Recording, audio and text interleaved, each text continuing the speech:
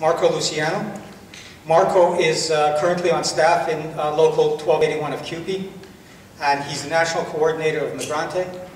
Migrante is an alliance of Filipino migrant and immigrant organizations, and they exist in Western Canada, BC, Alberta, Manitoba, and Ontario, Quebec, and also New Brunswick. Okay, Marco.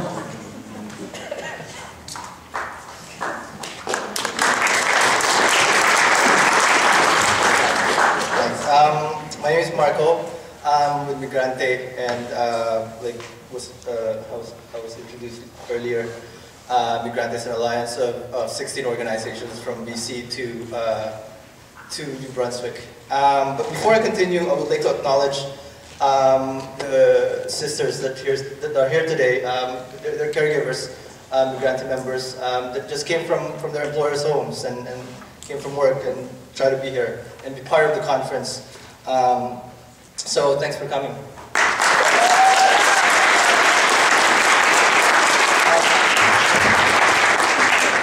I would like to share a little bit about, in 10 minutes or 12 minutes, our collective analysis of migration.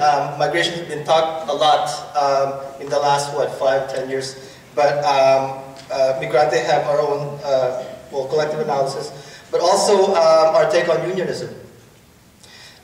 Filipinos, as folks know, is one of the communities that have been migrating for a long time, and as a matter of fact, 10% of the 90 million Filipinos population are migrant workers or immigrant workers. But in line with the conference theme of building the working class movement, it is now, I think it is now more than ever that the labor movement should be reflecting on the impact of labor migration within its unions. The number of unemployed people around the world has now reached a record high of more than 200 million, from 150 million about 12 years ago.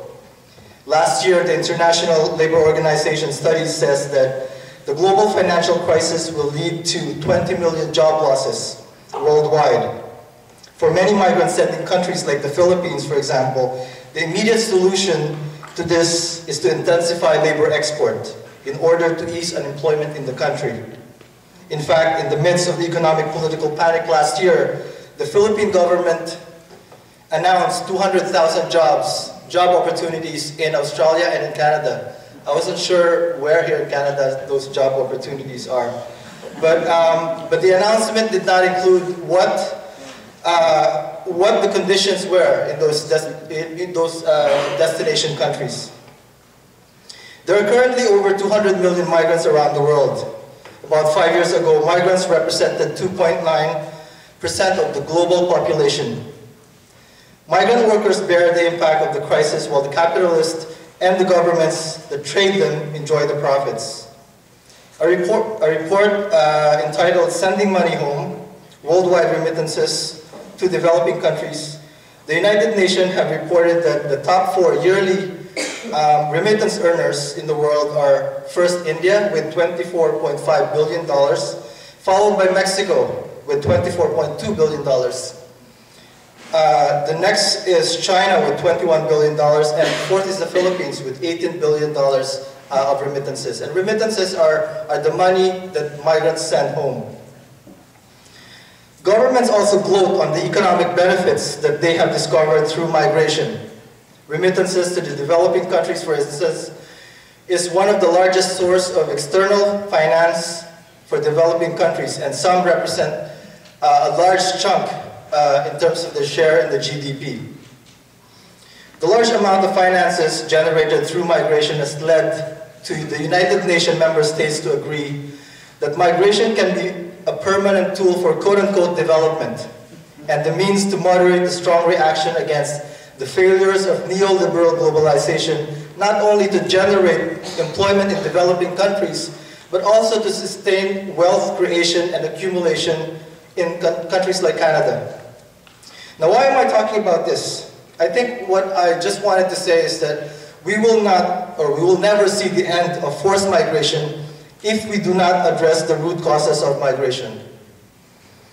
Capitalism is organized enough to ensure the systemic flow of migrants for access to cheap labor, because in the era of monopoly capitalism, cheap labor is a requisite for its survival. Migrant contract work, like the Canada's Temporary Foreign Workers Program, is labor flexibilization at work in the international scale. This labor flexibilization violates even those formal labor standards set by corporate-funded institutions and government agencies to hide modern-day slavery. The demands for cheap, temporary, difficult, dangerous, and dirty jobs from developed countries are filled up by workers from underdeveloped countries who leave their countries out of their desperation for employment. In receiving countries, on the other hand, migrants are used by governments as an excuse to erode their own workers' hard-won trade union gains and cutting back social benefits and services. Governments are using migrant labor as competitors of local workers, thereby fueling rift, xenophobia, and discrimination.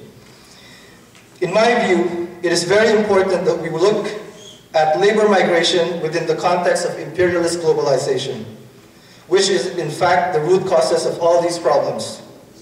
This means that we must understand and map out strategies to address the problem and issues caused by forced migration that migrants and labor movement faces. These actions can be small but concrete steps in addressing the root causes of migration in the long term. Trade unions in various countries and in Canada have raised concern on anti-migrant policies in dialogues with governments and stakeholders. The International Trade Union Confederation and some Canadian federations and unions here, for instance, maintain that the trade union movement should be an integral part of this high-level dialogues. While these unions and federations have raised their concern on migrants' rights, these concerns seem to be detached from their locals and shop floors, nor they address the hurdles in bringing the local workers and migrant workers together. Some unions also imagine that the key to protecting migrant workers is to organize them within the existing unions, and that migrant workers should not be encouraged to set up their own union outside the existing established unions, particularly in receiving countries like Canada. They think that it is going to weaken rather than strengthen the trade union movement. While there are experiences where migrant workers actually join local unions, it cannot be said that this is now the general trend.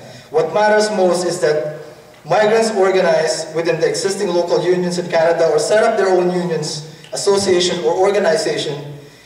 But the solidarity between local workers and migrant workers is the most important and is key. What is apparent in the whole discourse is that trade unions, labor organizations, workers' support organizations or institutions, and even individual labor rights activists and advocates have the responsibility not only in addressing the gross abuses and exploitation of migrant workers, but also in addressing the fundamental factors that continue to force workers to migrate.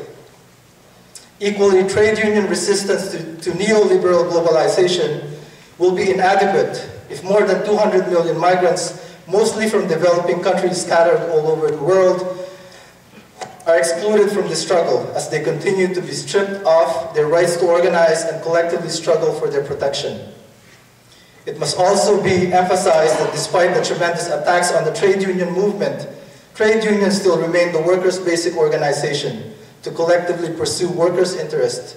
But workers' organizing or union organizing must now evolve into social movement type of organizing. Thus, the trade union movement has and must play a crucial role not only in the defense and the promotion of migrant workers' rights, but also in addressing the factors that force workers to migrate despite many risks.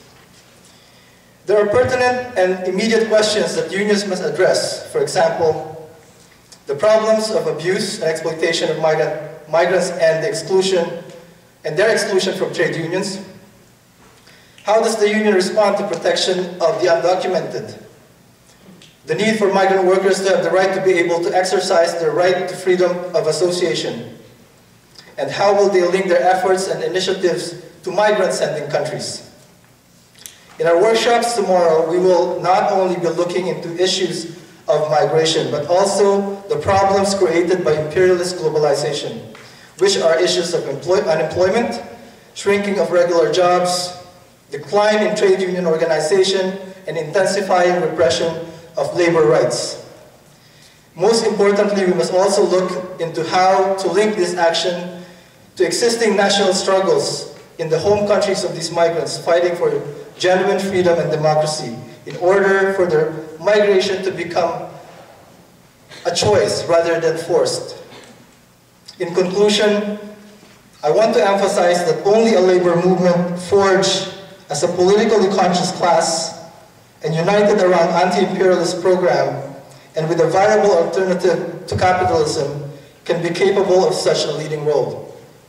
A labor movement that upholds the continuing relevance of socialism as that alternative can be certain that we can perhaps see the end of forced migration.